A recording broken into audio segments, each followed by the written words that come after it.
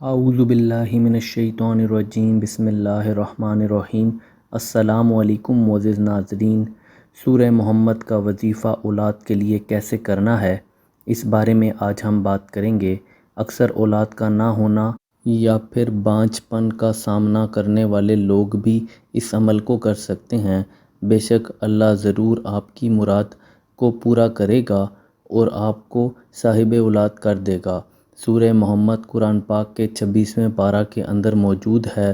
اگر کسی کی اولاد نہ ہوتی ہو، بیٹا ہونے کی خواہش ہو یا پھر پریشانیوں سے نجات حاصل کرنے کے لیے سورہ محمد کو اس طریقے سے آپ پڑھ سکتے ہیں۔ سورہ محمد ہمارے پیارے آقا حضرت محمد صلی اللہ علیہ وآلہ وسلم کے نام سے منسوب ہے اور اس کی برکت کا اندازہ آپ کو یقیناً اس کو پڑھنے کے بعد ہی ہوگا۔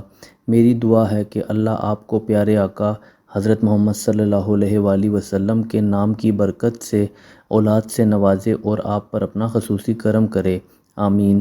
سب لوگ کمنٹ میں لازمی آمین کہیں تاکہ ہر ضرورت مند کی خواہش پوری ہو سکے۔ انشاءاللہ اس عمل کی برکت سے اگر آپ بیٹا بھی چاہتے ہیں تو وہ ضرور آپ کو بیٹا عطا کرے گا انشاءاللہ۔ عمل کچھ یوں ہے، سب سے پہلے پاک صاف ہو کر پاک صاف جگہ کا انتخاب کر لیں۔ عشاء یا پھر مغرب کی نماز کے بعد سورہ محمد کو اس طرح پڑھیں کہ سب سے پہلے 3 دفعہ درود شریف کا ذکر کریں، پھر سورہ محمد کی 1 دفعہ تلاوت کریں اور پھر 3 دفعہ درود شریف پڑھیں۔ یاد رہے کہ پڑھتے ہوئے اپنے مقصد کو ذہن میں رکھیں، عمل کرتے ہوئے پورے یقین کے ساتھ عمل کریں۔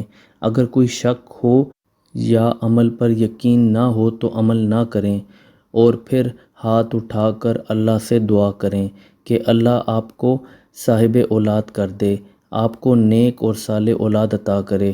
اس عمل کو آپ نے لگاتار 11 دن تک کرنا ہے اور کوشش کریں کہ نماز کی پابندی کو یقینی بنائیں اور اللہ سے رابطے کو مضبوط کریں۔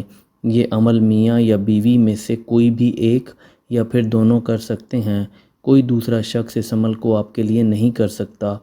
اس عمل کو کرنے کی اجازت عام ہے، خواتین مخصوص ایام میں عمل کو نہ کریں اور جب پاک ہو جائیں تو باقی دن مکمل کر لیں۔ ویڈیو پسند آئی ہو تو ویڈیو کو لائک کر دیں۔ مزید اسلامک ویڈیوز اور وظائف کے لیے ہمارے اس چینل کو سبسکرائب کر دیں۔ اللہ حافظ۔